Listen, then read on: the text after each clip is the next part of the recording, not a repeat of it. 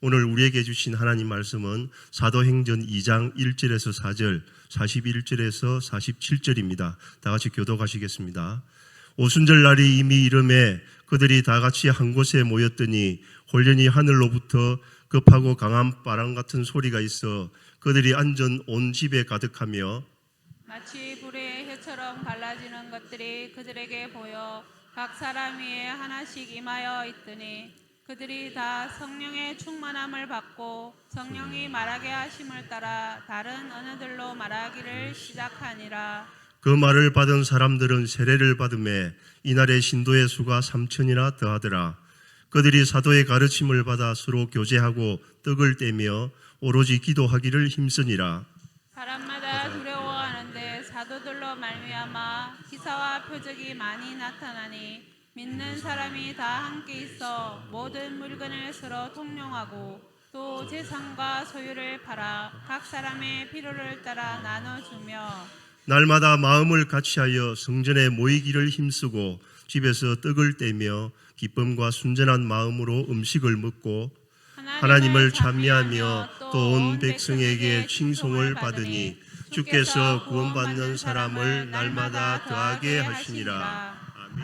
이번 주는 4월 설교 시리즈 다시 살아서 경계를 넘다라는 제목으로 말씀 나누고 있는 중입니다. 오늘은 주님이 더하셨다라는 제목으로 말씀 나누겠습니다. 지난주에 우리는 닫힌 문 안으로 오셨다라는 제목의 설교 말씀을 드렸습니다. 우리 여러분 설교 다 기억하실까요? 제자들이 유대인들이 두려워서 문을 잠그고 방 안에 들어갔습니다. 그곳에 예수님께서 등장하셨습니다. 어떻게 해요? 노크하고 들어오셨나요? 아닙니다. 제자들은 예수님을 구하지도 않았는데 예수님께서 먼저 그들을 향해 찾아오셨습니다. 그들에게 제일 먼저 외치신 게 뭐였어요? 샬롬이었습니다. 평안하라 라는 말씀이었습니다. 왜요? 누구보다도 마음이 불편한 자들이었기 때문입니다. 두 번째, 예수님께서는 다시 한번 말씀하셨습니다. 뭐라고요? 또 한 번 평안하라, 샬롬을 외치셨습니다. 왜 샬롬을 외치셨을까요? 이번에 이야기는 뭐냐면 파송하기 위해서였습니다. 하나님이 예수님을 이 땅에 보내주신 것처럼 나도 너희들을 세상에 보내노라 라고 말씀하신 것을 우리는 들었습니다. 하나님이 예수님을 이 땅에 보내시는 방식이 어떤 방식이었나요? 십자가였습니다. 똑같은 방식으로 우리를 세상에 보내신다는 겁니다. 우리가 세상에 간다는 건 뭐예요? 십자가지로 가는 거였습니다. 여러분, 이 말이 달갑지 않으시죠? 네. 교회 나오면 뭔가 십자가를 좀 내려놓고 편하게 살아야 될 것 같은데 예수님이 뜬금없이 오셔가지고 그냥 샬롬 한마디 하시고는 저희도로 뭐라고 하세요? 나가서 십자가 져야 돼 라고 얘기하시는 거예요. 여러분, 그렇게 문이 열렸습니다. 그렇게 문이 열렸는데 그들은 세상을 향해 나갔을까요? 어떤 것 같으세요? 오늘 본문을 읽어보면 바로 그날이 있은 일로부터 50일 정도 뒤의 이야기입니다. 그들은 지금 어디 있나요? 오순절 날에 이미 이름에 그들이 어떻게 해요? 다 같이 한 곳에 모였더니 예수님은 뭐라고 하셨는데요? 파송하셨는데 그들은 여전히 지금 어떻게 되어 있어요? 여전히 그냥 모여 있어요. 그들은 불순종한 거였을까요? 그들은 왜 50이 지나서까지 모여 있었을까요? 이유는 사실 있습니다.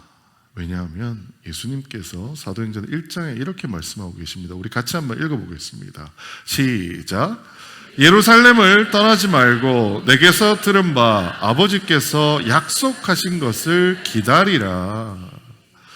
예수님께서 뭐 하라고 하셨어요? 기다리라 라고 말씀하신 거예요.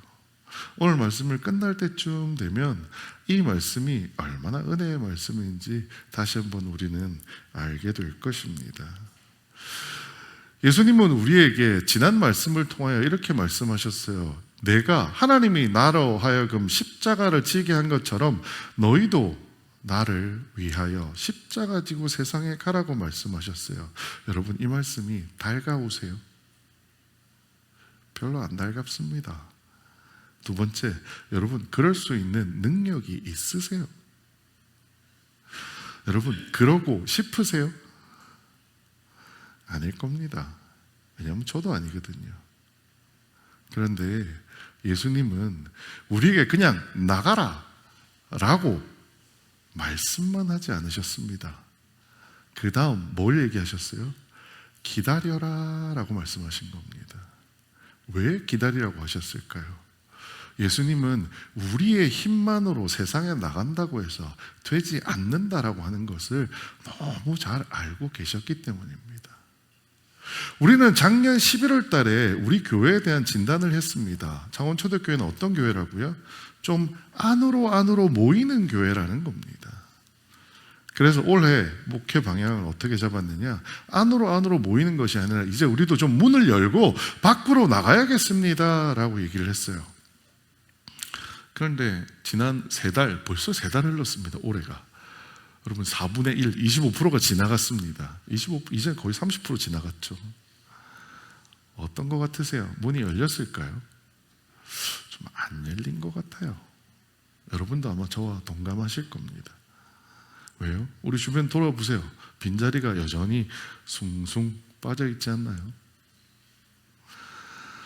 그래서 저는 하나님에게 하나님 이렇게 해서는 안 될 것 같아요. 뭔가 해야 될 것 같습니다. 그래서 제 나름 기획한 게 뭐냐? 마중날이라고 하는 것을 기획하게 되었습니다. 지난주 우리 구역장님들께 말씀드렸어요. 마중날 우리 기획합니다. 우리 잊혀진 성도분들 그리고 우리가 전도하고자 하는 분들을 이 교회에 다시 한번 불러 모으시죠 라고 얘기했습니다. 지난주 설교하고 이번 주 설교를 준비하기 위해 길을 걷는 내내 제 마음이 너무너무 불편했습니다. 왜 그렇게 불편했을까요? 제 마음에 계속 이런 마음이 찾아왔어요. 될까? 내가 기획한 거 가지고 우리 구역장님들하고 손 붙잡고 이거 하면 이루어질까? 뭐가 부족하지? 어떤 걸 더 기획해야 되지? 아마 지난주 월요일, 화요일은 그 시간이었던 것 같습니다. 그런데 오늘 말씀을 보는 내내 하나님은 말씀하신 것 같아요. 저한테 이렇게 말씀하시는 것 같습니다. 뭔가 좀 잘못된 것 같은데 순서가 잘못된 것 같은데 라고 말씀하시는 것 같았어요. 오늘 본문을 통해서 무엇이 잘못된 순서인지 한번 살펴보려고 합니다.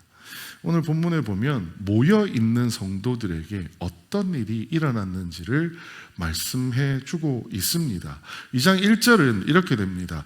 호련히 하늘로부터 급하고 강한 바람 같은 소리가 있어 그들이 앉은 온 집에 가득하며 마치 불의 혀처럼 갈라지는 것들이 그들에게 보여 각 사람 위에 하나씩 임하여 있더니라고 기록하고 있습니다. 오늘 본문에 보면 홀연히라고 하는 부사가 하나 껴 있습니다. 이 말의 뜻이 뭘까요? 전 처음에 갑자기 뭐 이런 뜻인 줄 알았어요. 그런데 이 홀연히를 뜻하는 헬라어의 원어의 특징이 뭐냐면 그 전에 있었던 어떤 일과 아무런 상관없이 갑자기라는 뜻입니다. 우리는 제자들이 모여 있다 보니까 그들이 열심히 기도했을 것이고 그 기도의 분량이 어느 정도 차다 보니 성령이 임하셨다라고 생각하기 쉽습니다. 여러분 어떻게 생각하세요? 우리가 많이 기도하면 기도의 분량이 쌓이면 성령이 임하시지 않을까? 우리 보통 이렇게 생각하지 않나요? 근데 사도행전 2장에는 누가가 이렇게 기록합니다. 호련히. 무슨 얘기예요? 제자들이 기도를 했건 기도를 안 했건 기도를 많이 했건 기도를 적게 했건 자빠져 잤건 상관없이 하늘로부터 급하고 강한 바람 같은 소리가 있어 그들 앞에 온 집안에 가득하며 마치 불의 혀처럼 갈라지는 것들이 그들 위에 보여 각 사람 위에 하나씩 임하였다라고 얘기하는 것입니다. 우리의 노력이 아닙니다. 때가 되어서 하나님이 그냥 하시는 겁니다. 저는 여기서부터 부딪히기 시작했습니다. 하나님, 우리가 준비해야 되는 거 아니었어요? 하나님 저에게 이렇게 말씀하십니다. 니들이 준비하는 게 중요한 게 아니고 내가 시작하는 게 중요한 거야 라고 말씀하시는 거예요. 저는 마중날을 제가 시작했다고 생각했습니다. 우리 구역장님들이, 여기 앉아 계신 성도님들이 그 마중날을 준비를, 문을 여는 분들이라고 생각했습니다. 근데 오늘 본문 보면서 다시 생각했습니다. 아닙니다. 마중날의 시작은요, 하나님이 하십니다. 어떻게 해요? 하늘에 급하고 강한 바람 같은 소리가 우리에게 임할 때 그것이 시작되는 것입니다. 우리가 여기서 선포해서 마중날 하자라고 얘기한다고 해서 시작되는 게 아니다라는 겁니다. 자, 그렇게 홀연히 하늘로부터 급하고 강한 바람 같은 소리가 있은 다음에 무슨 일이 있었나요? 같이 한번 읽어보겠습니다. 시작. 그들이 다 성령의 충만함을 받고 성령이 말하게 하심을 따라 다른 언어들로 말하기를 시작하니라. 아멘. 그들이 다 성령의 뭘 받아요? 충만함을 받았다라는 거예요. 근데 이 단어조차도 재미있습니다. 여러분, 주머니에 동전을, 밖에 여기 동전 지폐들이 많이 있습니다. 그 돈을 집어가지고 내 주머니를 동전으로 채울 수 있습니다. 그렇죠? 여기에 있는 사탕으로 내 주머니를 충만하게 채울 수 있습니다. 그렇지 않나요? 오늘 이 본문도 그런 뜻일까요? 우리가 열심히 기도해서 성령님을 내가 내 안에 채웠다라는 뜻일까요? 헬라어가 참 재밌는 언어인 게요, 헬라어는요, 문법이 아주 명확합니다. 이 충만함을 받았다라는 말씀이 헬라어로 에플레스테산이라고 하는 단어를 쓰는데요, 이 단어는요, 수동태입니다. 여러분, 옛날 영어 배울 때 능동태, 수동태 기억나세요? 수동태가 뭐예요? 내가 하는 거예요? 내가 받는 거예요? 내가 받는 겁니다. 충만하게 내가 되었다라는 겁니다. 내가 나를 충만하게 채웠다라는 이야기가 아닙니다. 다시 말씀드리면 이겁니다. 그들이 성령을 채운 게 아니고요, 성령께서 제자들을 가득 채웠다라는 이야기입니다. 여러분, 오늘 본문을 읽으면서 계속 똑같이 얘기하는 겁니다. 우리는 계속해서, 우리는 그 제자들과 같습니다. 그 제자들처럼 우리가 열심히 기도해서 성령이 내 안에 가득 차기를 간구해야 된다라고 생각하기 쉽습니다. 저도 그렇게 여러분에게 하기도 했었습니다. 하지만 오늘 본문은 뭘 얘기해요? 우리가 열심히 기도한다고 성령이 채워지는 게 아니고요, 성령이 오셔서 그냥 우리를 채우시는 겁니다. 감히 내가 성령님을 내 호주머니 안에 채워 넣는 게 아닙니다. 성령님이 오셔서 그냥 우리를 채우신다라는 겁니다. 주어가 누구예요? 나예요? 아닙니다. 주어는 성령님, 우리 예수님이라는 겁니다. 우리는 뭐 하는 사람들이에요? 그냥 그거를 경험하는 사람들입니다. 우리는 체험하는 사람들입니다. 여러분, 앞에 서 있는 이 목사는 뭐 하는 사람 같으세요? 여러분들을 리딩하고 막 여러분들을 지도하는 사람처럼 보이지 않으세요? 그게 목사의 역할이었다면 저는 빨리 때려치웠을 겁니다. 아닙니다. 여러분을 지도하고 리딩하는 사람은요, 성령님 한 분밖에 없습니다. 그럼 앞에 있는 저는 뭘까요? 자, 또 하나 오늘 말씀 안에서 우리가 기억해야 되는 중요한 게 하나 있습니다. 성령님이 채우시는데요, 성령님이 어떻게 채우시냐면 그들이 다 충만함을 받았다라고 합니다. 다 충만함을 받았다. 우리 성경 읽을 때 다, 저게 한 글자잖아요. 중요한 얘기 같이 보이세요? 영어로 따지면 every입니다. everyone, 모두가 다, 이렇다는 뜻입니다. 모두가 충만함을 받았다는 뜻이에요. 이 말씀이 뭐가 그렇게 중요한 이야기길래 성경에는 다 받았다라는 얘기를 이렇게 꼬박꼬박 기록했을까요? 헬라어에 보면 판테스라고 아예 명확하게 적혀 있습니다. 왜 그랬을까요? 왜냐하면 그 이전에도 성령님의 임재하심은 있었습니다. 구약시대에도요, 성령님이 임재하셨어요. 근데 그때는 누구에게만 성령님이 오셨어요? 선택받은 소수에게만 성령님이 오셨어요. 선지자에게요, 왕에게요, 제사장에게만 성령님이 허락되어 오셨다라는 겁니다. 그런데 오늘은 누구에게 왔어요? 다 온 겁니다. 다. 이게 얼마나 놀라운 은혜인지 우리는 잘 모릅니다. 우리는 기도했더니 성령 받으셨다는 분들 여기 대부분 다 아시잖아요. 그런데 그 당시 유대인들에게는 이게 얼마나 큰 은혜였는지 모릅니다. 이건 민족의 소원이 이루어진 일입니다. 왜냐?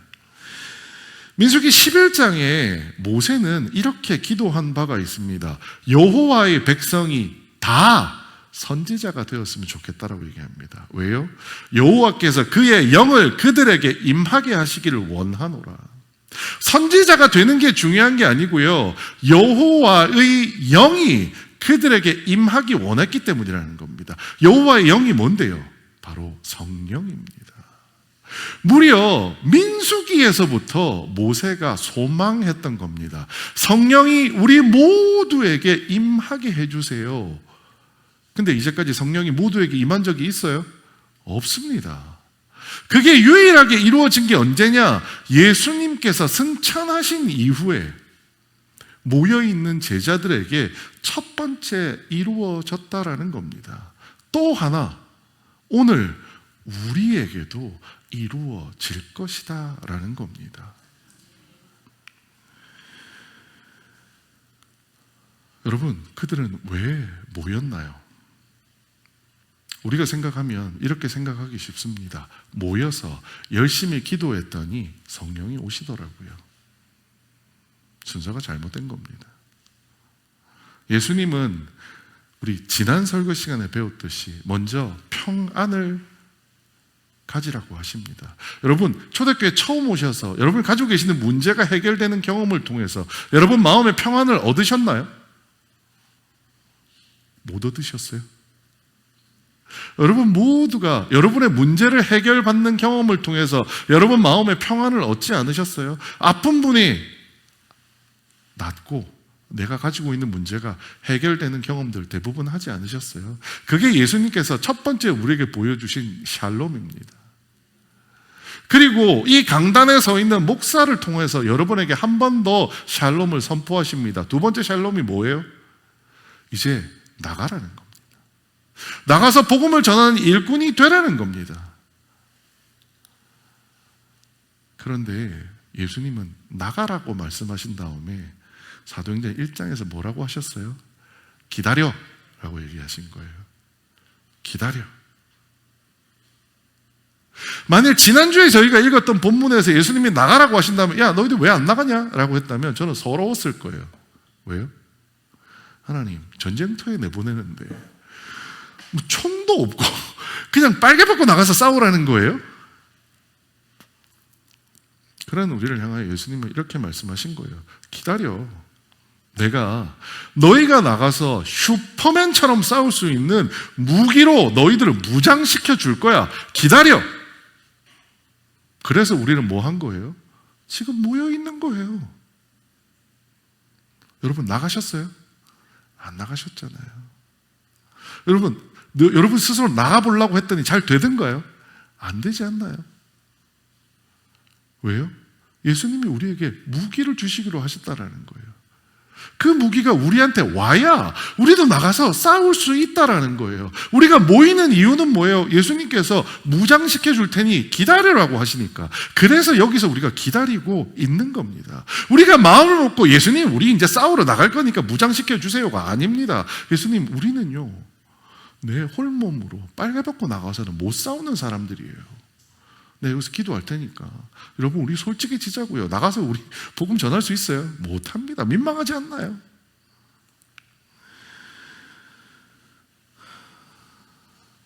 전 그래서 우리의 문이 어떻게 열리는가에 대한 부분을 다시 생각했습니다. 저는 우리가 여는 거라고 생각했습니다.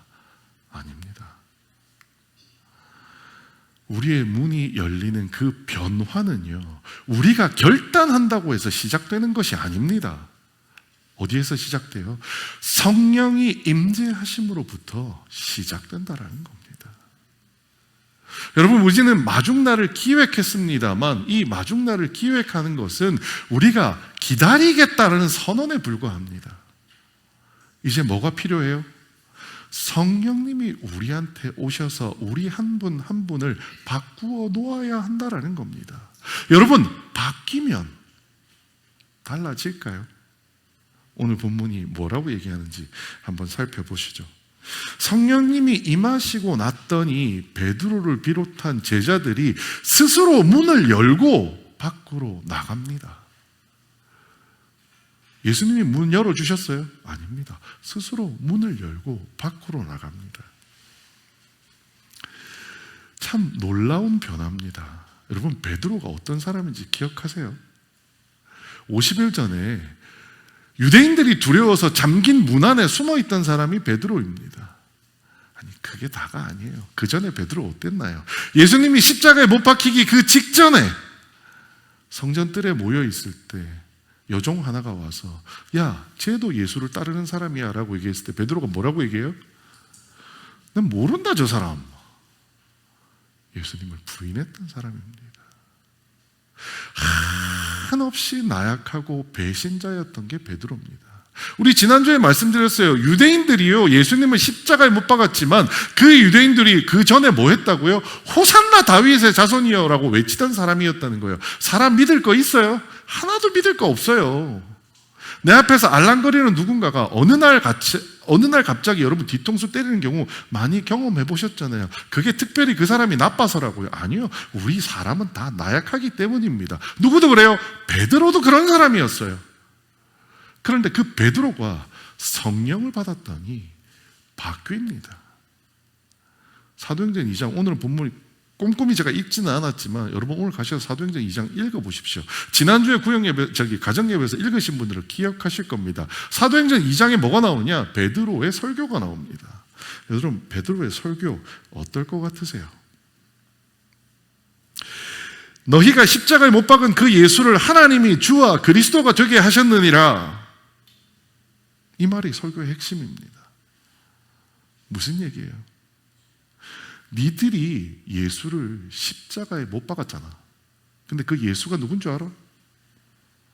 하나님의 아들이었어.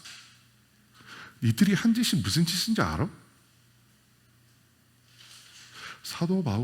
베드로는요, 제자들을 어떻게 했나요? 비난했습니다. 제자가 아니라 사람들을 비난한 겁니다. 니들은 그냥 사람 예수를 죽인 게 아니라 하나님이 보내신 메시아를 죽인 거야. 니들이 사람이야. 니들 조상 때부터 이렇게까지 갈망하며 메시아를 달라고 기도했는데 니들이 무슨 짓 한 건데? 니들이 그 메시아를 죽인 거야.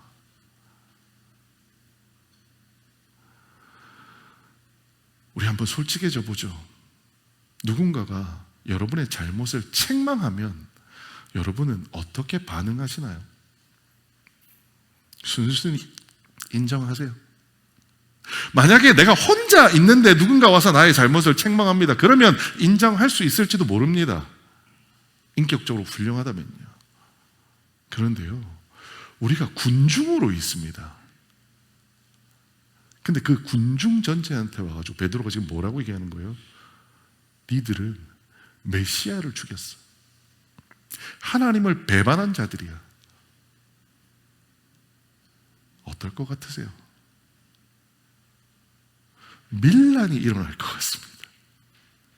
아니, 예수님도 이렇게는 안 하셨어요. 그런데 베드로가 그 군중들 앞에서 이런 설교를 합니다. 첫 번째, 베드로에게 이게 가능한 얘기였을까요? 베드로 얼마나 겁쟁인데요. 우리 성경에서 다 봤잖아요. 그 겁쟁이가 이렇게 담대하게 군중을 꾸짖습니다. 두 번째, 그것을 들은 군중들의 반응이 놀랍습니다. 들으면, 저라면, 요즘 우리 땅에서라고 한다면 무슨 일이 벌어질까요? 야, 저거 내려오라 그래! 그러지 않겠어요? 내 뜻과 다른 이야기를 하면 나 혼자 사람이라면 회개하고 반성할지 모르겠지만 군중 앞에서 이런 얘기하면 그렇게 해요? 안 합니다. 앞에 서 있는 사람을 욕하죠. 그런데 그들의 반응이 신기합니다. 그 말을 받은 사람들은 세례를 받으면 이날의 신도수가 3,000이나 더하더라.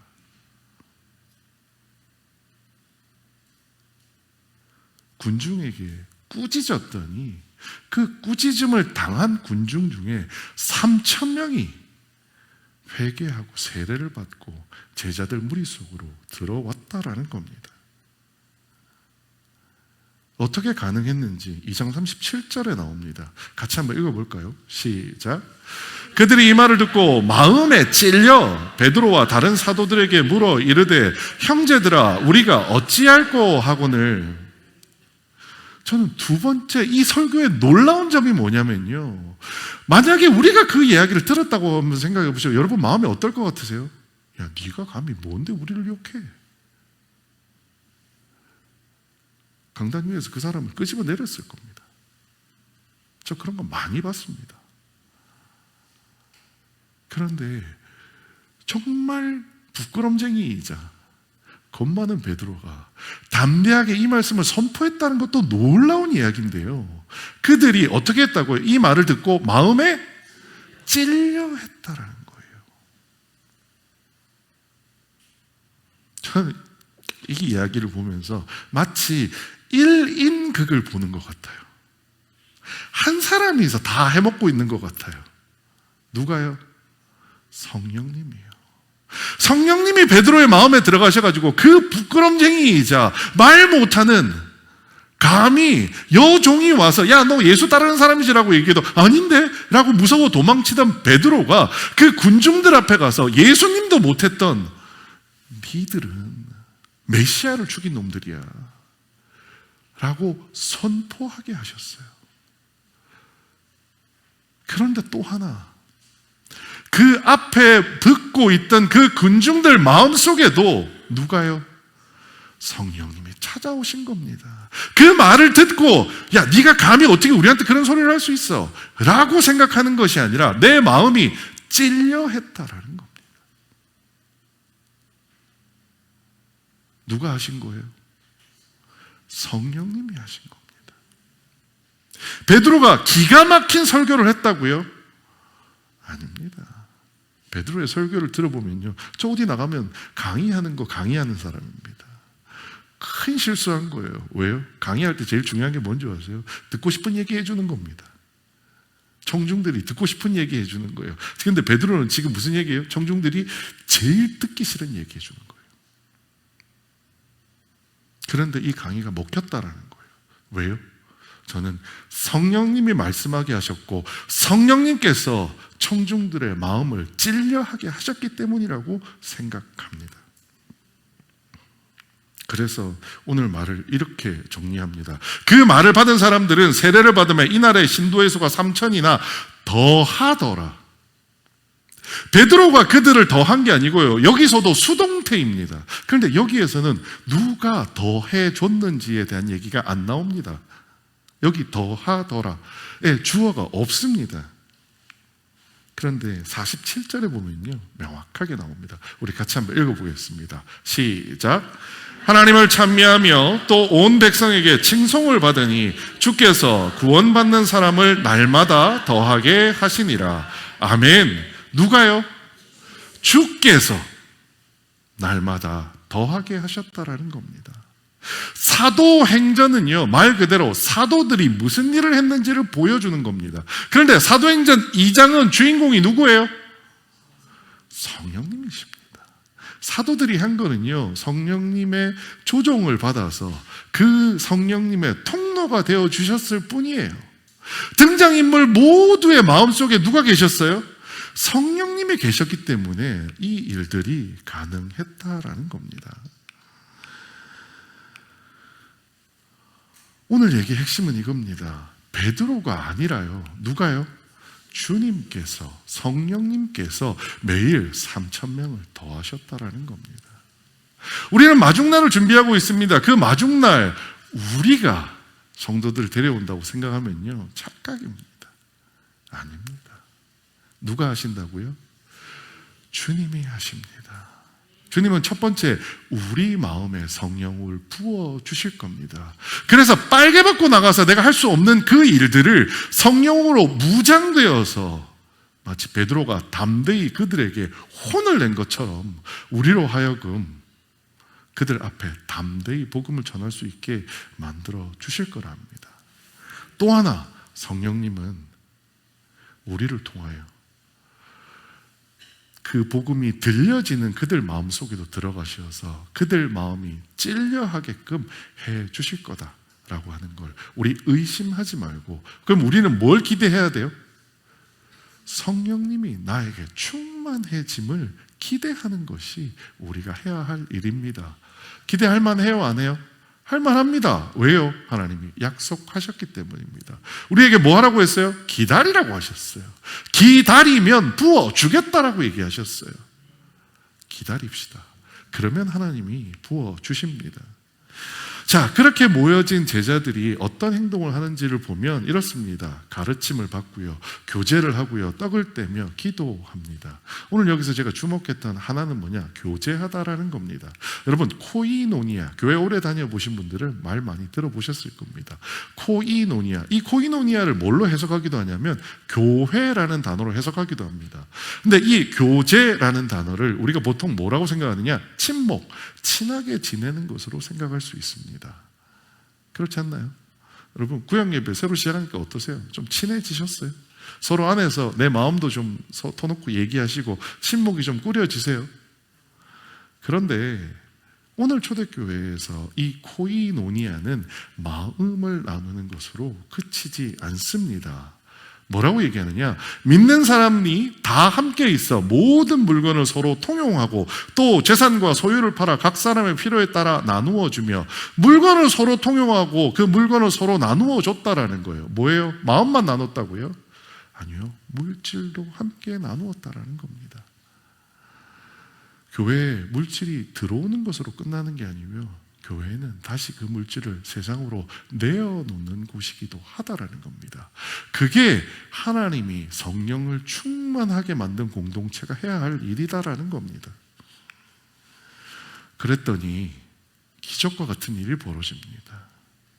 날마다 마음을 같이하여 성전에 모이기를 힘쓰고 집에서 떡을 떼며 기쁨과 순전한 마음으로 음식을 먹고. 여러분, 함께 모여서 성령을 받은 사람들이 이렇게 했다라는 이야기 아닙니다. 지금 여기 무슨 얘기하냐면 예수님이 전파되었더니 베드로의 설교를 듣고 돌아온 3,000명들이 이렇게 되었다라는 거예요. 그 3,000명이 자신의 재산들을, 물질을 내어놓으면서 서로 함께 공동체를 구성해 갔다라는 겁니다. 그런데 그 안에 무슨 특별한 단어가 제 눈에 들어왔냐? 마음을 같이 했다라는 거예요. 일부에도 했는데요. 여러분, 옆에 분들 얼굴 한번 보세요. 옆에 분들 얼굴 어떠세요? 아, 내 마음 같을 것 같으세요? 어떠세요? 내 마음 같을 것 같으세요? 아니면 서로 다 다른 마음일 것 같으세요?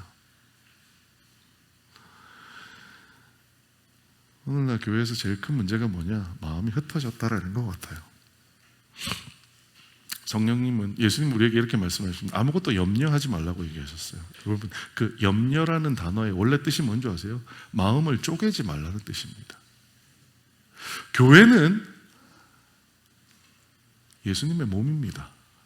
그런데 우리 모두가 다 각자의 생각으로, 각자의 기도 제목들로 쪼개어져서 뿔뿔이 마음이 나뉘어져 있지 않나요? 그런데 오늘 여기서 뭐라고 얘기하느냐? 마음을 같이 하였답니다.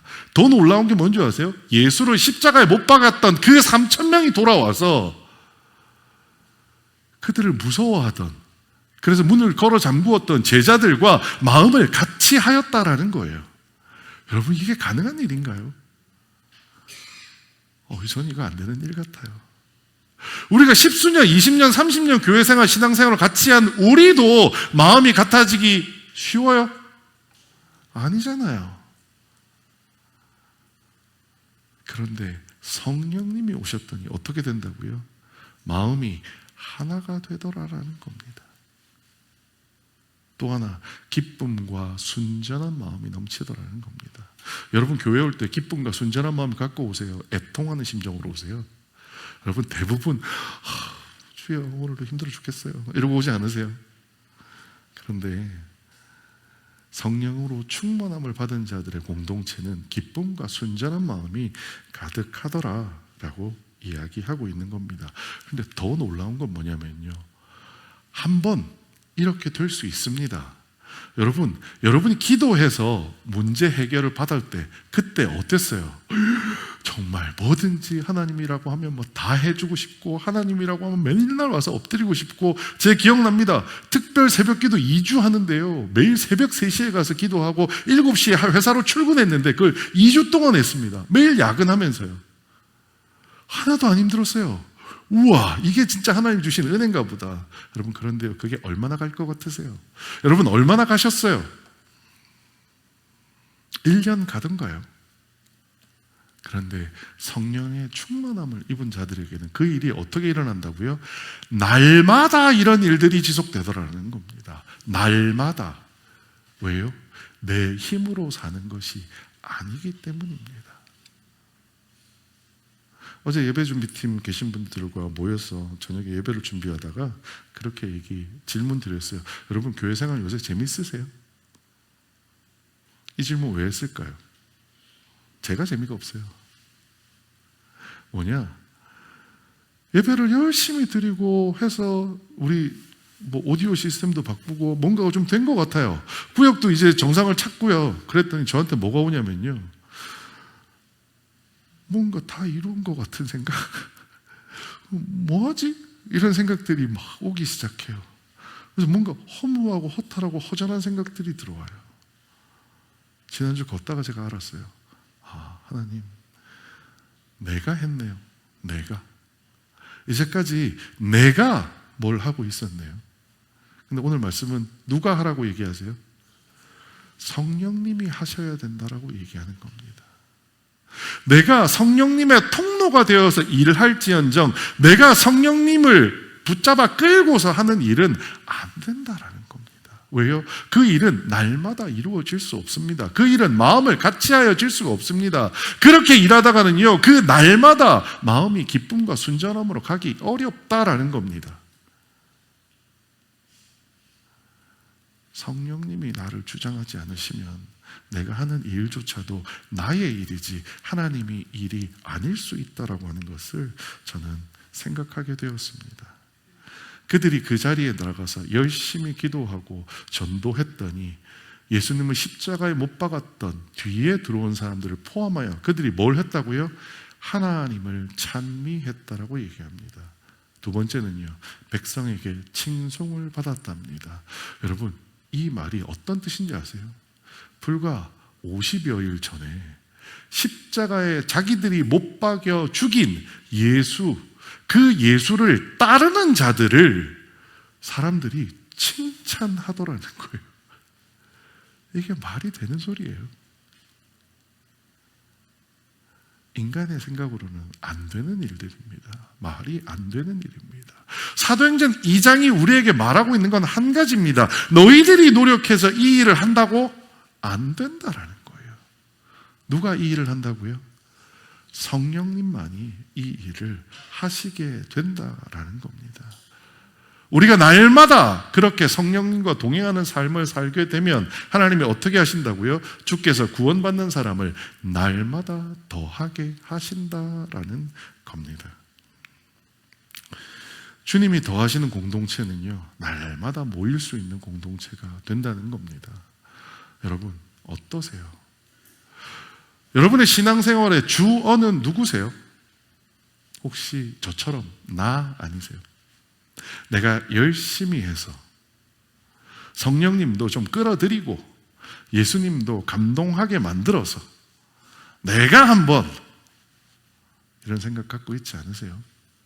솔직히 저는 그런 생각 했었습니다.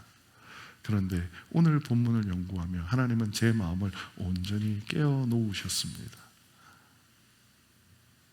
우리가 하나님 일을 하기 위해 제일 먼저 필요한 게 뭐예요? 성령님의 임재함입니다. 누군가의 똑똑한 기획력이나 누군가의 열심이 아니다라고 하는 거 우리 기억해야 합니다. 이제 우리는 마중날을 위해서 뭘 해야 된다고요? 기도해야 됩니다.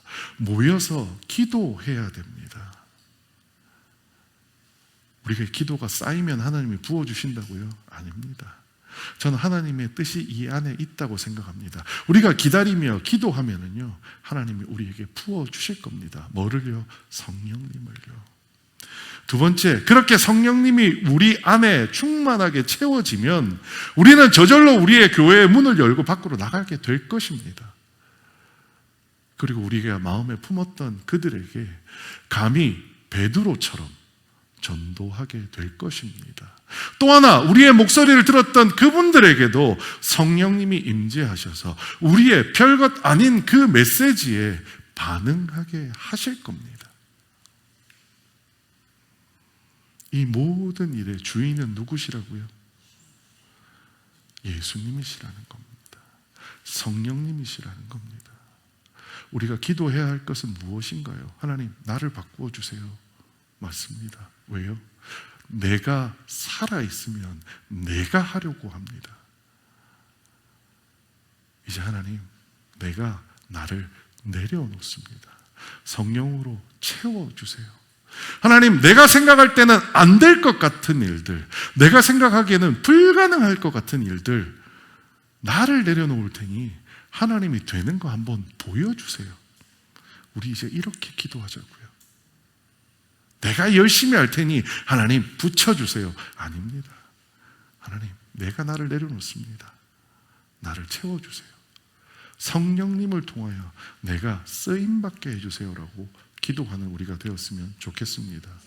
오늘 사도행전 2장은 처음부터 끝까지 주어는 누구였다고요? 주님이셨습니다. 내가 아니었습니다. 제자들이 아니었습니다. 뒤늦게 믿은 자나 먼저 믿은 자들이 아니었습니다.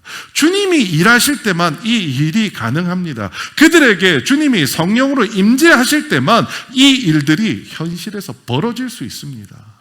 우리는 마중날을 기억했습니다. 그 마중날은 사람이 하는 것이 아니라 하나님이 하시고 성령님이 하시는 거라는 것을 우리 다시 한번 기억하며 기도의 자리로 나아갔으면 좋겠습니다.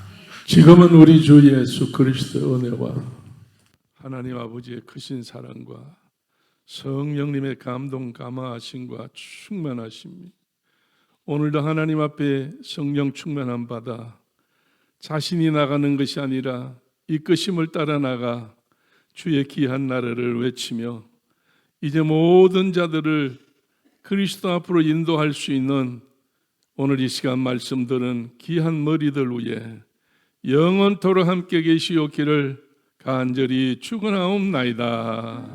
아멘.